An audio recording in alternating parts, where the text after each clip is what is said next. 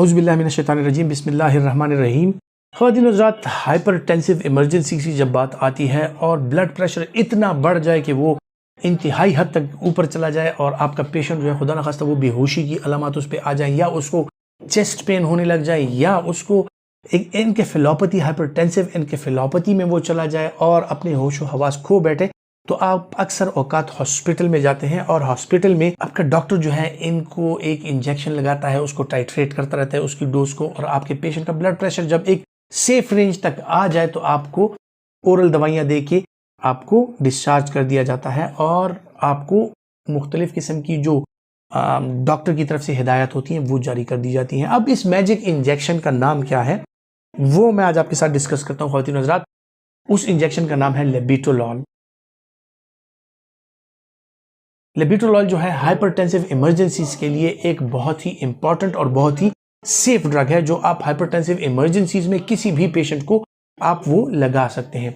इससे पहले जो ड्रग्स यूज हुआ करती थी हाइपरटेंसिव इमरजेंसीज में वो बुनियादी तौर पे वेज़ोडाइलेटर्स थी, उसके अलावा जो है तो डायोरेटिक्स उनका इस्तेमाल कराया जाता था। और वो जब आप एक दफ़ा अपने पेशेंट को दे देते थे तो एक तो ये था कि उसका मैकेनिज्म ऑफ एक्शन ऐसे था कि उनको टाइम लगता था कि आपका ब्लड प्रेशर जो है तो वो नीचे आ जाए। दूसरी बात यह है कि जब आप एक दफ़ा वो लगा देते थे उसका आप टाइट्रेट नहीं कर सकते थे, क्योंकि आपको मैक्सिमम डोज लगाने के बाद ही आप उसके इफेक्ट हासिल कर सकते थे। तो अगर खुदा न खास्ता आपका ब्लड प्रेशर बहुत हाई से एकदम नीचे भी गिर जाता तो आप फिर कुछ नहीं कर सकते होते। और यही प्रॉब्लम है कि आपका ब्लड प्रेशर एकदम बहुत ज़्यादा हाई से बहुत ज़्यादा नीचे आ जाए तो भी आपको प्रॉब्लम हो सकती है। खुदा न खास्ता आप फालिज का शिकार हो सकते हैं, हार्ट प्रॉब्लम्स आपको हो सकती हैं, कार्डियक एरिथमिया हो सकता है। सो इससे बचने के लिए डॉक्टर्स को एक ऐसे ड्रग की जरूरत थी कि जो कि इमीडिएटली वो एक्ट करे और इमीडिएट एक्शन के साथ ही आपका ब्लड प्रेशर आराम से नीचे आए और हम उसको मॉनिटर करते रहें, और जब वो एक खास सतह पर पहुंच जाए, जब हम समझें कि आपका ब्लड प्रेशर जो है तो वो अब सेफ रेंज में है और उससे आपको कोई नुकसान नहीं हो, तो फिर वो ड्रग स्टॉप कर दी जाए। इस इंजेक्टेबल ड्रग का नाम है लेबेटोलॉल। लेबेटोलॉल जो है बुनियादी तौर पे एक बीटा ब्लॉकर तस्वर किया जाता है, लेकिन इसमें ये नॉन सेलेक्टिव बीटा ब्लॉकर है जिसमें अल्फा और बीटा दोनों को ब्लॉक करने की सलाहियत है, और फिर बीटा 1 और बीटा 2 जो है वो दोनों ब्लॉक हो सकती हैं। बीटा 1 बुनियादी तौर पे ये हार्ट में पाई जाते हैं ये रिसेप्टर्स, और इनका काम जो है हार्ट के मसल्स में जो ब्लड वेसल्स होती हैं उनको कंस्ट्रिक्टेड फॉर्म में रखना, उनको उनमें प्रेशर बरकरार रखना, और इसी तरह बीटा 2 जो है वो आपके लंग्स में और आपके जो ब्लड वेसल्स होती हैं वहां पे पाया जाता है। सो बीटा 2 जो लंग्स में होती है इसका काम ये है कि ये आपके जो हवा की शरियानें हैं या हवा की जो नलियां हैं उनको ओपन रखती है, और बीटा 2 जो है रगों में या शरियानों में इनका काम यह है कि ये उनको पोटेंट और इफेक्टिव रखती है। अब अगर एक ड्रग ऐसी है कि जिसको आप दें और आपके पेशेंट का डुअल मैकेनिज्म के साथ, यानी एक तो उसकी हार्ट कंट्रैक्टिलिटी इंप्रूव हो जाए, उसकी हार्ट की शरियानें जो है वो खुल जाए, और साथ ही साथ में जो है तो आपकी बॉडी की शरियानें भी खुल जाए, तो इससे आपका ब्लड प्रेशर जो है वो नीचे आना स्टार्ट हो जाता है। और आपका अल्फा 1 जो है अगर उसको भी आप वो कर लें और बीटा 1 को भी, तो न सिर्फ आपकी हार्ट की कंट्रैक्टिलिटी इंप्रूव हो जाती है बल्कि आपका हार्ट रेट भी नीचे आ जाता है। सो आपको जो एंजाइना के अटैक्स होते हैं हाई ब्लड प्रेशर के साथ उसका भी अंदेशा कम से कम हो जाता है। सो ये एक बेहतरीन किस्म की ड्रग है जिसके मल्टीपल पर्पजेज और मल्टीपल फंक्शंस हैं।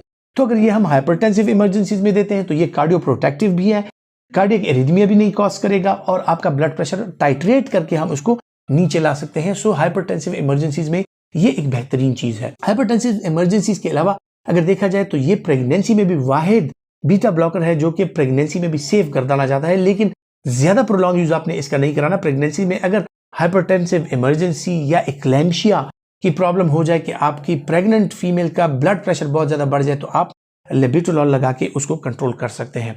इसके अलावा ख़वातीन और हज़रात, लेबेटोलॉल का इस्तेमाल वो कार्डियक एरिथमियाज में खुसूसन जो सुप्रावेंट्रिकुलर टैकीकार्डियाज यानी एसवीटी और इस तरह के टैकीकार्डियाज हो जाते हैं, सो उसमें भी लेबेटोलॉल का इस्तेमाल जो है वो आप करा सकते हैं।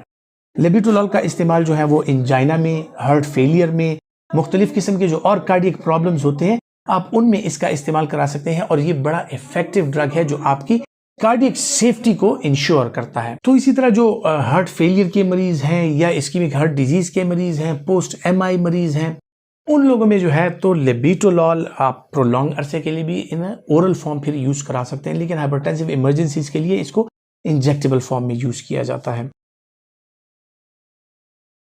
ख्वातीन हज़रात, आते हैं लेबेटोलॉल के जो साइड इफेक्ट्स हैं उसकी तरफ। जिस तरह मैंने जिक्र किया, लेबेटोलॉल जो है वो वेज़ोडाइलेशन भी करता है, आपका हार्ट रेट भी स्लो कर देता है और आपकी कार्डियक वेज़ोडाइलेशन भी करता है। तो इसके साथ अगर खुदा ना खास्ता आपका पेशेंट ऑलरेडी ब्रेडिकार्डिया का शिकार है, यानी उसका हार्ट रेट लो है, तो मजीद लो हो सकता है और इसके साथ सर चकराना, मतली होना, बेहोशी आना और इसी तरह जो है तो पोस्चरल ड्रॉप होना, यानी आपका ब्लड प्रेशर इंतहाई हद तक वो नीचे जा सकता है। इसके अलावा जो इसके साइड इफेक्ट्स हैं उसमें चूंकि ये एक बीटा ब्लॉकर है, इसके लंग्स पे भी इफेक्ट होते हैं। सो जो एस्थमेटिक पेशेंट्स होते हैं उनमें लेबेटोलॉल जो है सीवियर किस्म का एस्थमेटिक अटैक भी ट्रिगर कर सकता है। ब्रोंकोडायलेटर्स का इस्तेमाल करा रहे होते हैं उनको ये नहीं दे सकते। हार्ट फेलियर में जो बीटा ब्लॉकर्स हैं उनका इस्तेमाल स्टेज 3 और स्टेज 4 यानी न्यूयॉर्क हार्ट एसोसिएशन की जो गाइडलाइंस है उनके मुताबिक अगर आप स्टेज 3 या स्टेज 4 हार्ट फेलियर में हो तो आप बीटा ब्लॉकर्स का इस्तेमाल नहीं कर सकते। उसके लिए आपको इंतजार करना पड़ता है कि आपका जो स्टेज ऑफ हार्ट फेलियर है वो स्टेज 1 या स्टेज 2 पे आ जाए, आपका डिस्निया कम हो जाए, तब ही आप बीटा ब्लॉकर्स ऐड कर सकते हैं।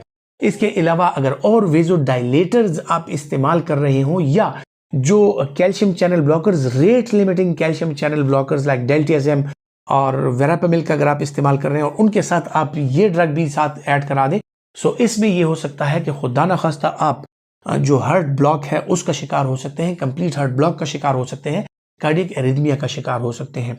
जिन लोगों में कंजेनिटल हार्ट ब्लॉक्स होती हैं, मोबिड्स टाइप 1, टाइप 2 या कंप्लीट हार्ट ब्लॉक, वो लोग बीटा ब्लॉकर्स का इस्तेमाल नहीं कर सकते।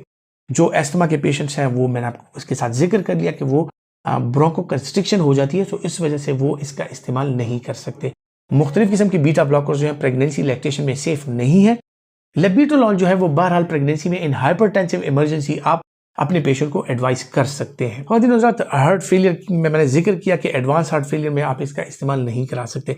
इसी तरह जो क्रॉनिक लिवर डिजीज के पेशेंट्स हों उनमें भी लेबेटोलॉल का इस्तेमाल जो है वो आप नहीं करा सकते और उनके लिए जो सेफ ड्रग है वो लो डोज में कार्विडोलॉल है। कार्विडोलॉल आप उनको इस्तेमाल करा सकते हैं।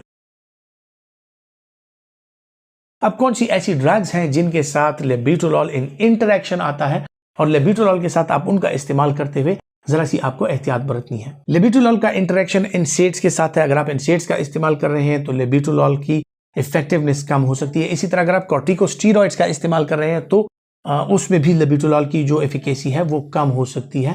डायबिटिक पेशेंट जो इंसुलिन डिपेंडेंट हैं उनमें अगर बीटा ब्लॉकर्स का इस्तेमाल ना कराया जाए तो ये बेहतर होता है, क्योंकि वो हाइपोग्लाइसीमिया के जो इफेक्ट्स होते हैं उनको मास्क कर देती है और आपको हाइपोग्लाइसीमिया का पता नहीं चलता। इसी तरह जिस तरह मैंने जिक्र किया कि मुख्तलिफ किस्म की ड्रग्स जिस तरह वेरापेमिल, डेल्टियाज़ेम, उनके साथ अगर आप बीटा ब्लॉकर्स का इस्तेमाल करते हैं तो वो इन इंटरेक्शन आती है और आपको कंप्लीट हार्ट ब्लॉक के मसाइल का सामना करना पड़ सकता है। एस इनहिबिटर ARBs के साथ अगर आप इसका इस्तेमाल करा रहे हैं तो वो भी वेज़ोडाइलेटरी इफेक्ट है उनका, इसमें भी वेज़ोडाइलेटरी इफेक्ट है। सो इस आपका ब्लड प्रेशर इंतहाई हद तक लो आ सकता है। सो एस इनहिबिटर ARBs के साथ आपको इसकी लो से लो डोज इस्तेमाल करनी है ताकि आपको पोस्टरल ड्रॉप ना हो, आपको हाइपोटेंशन ना हो।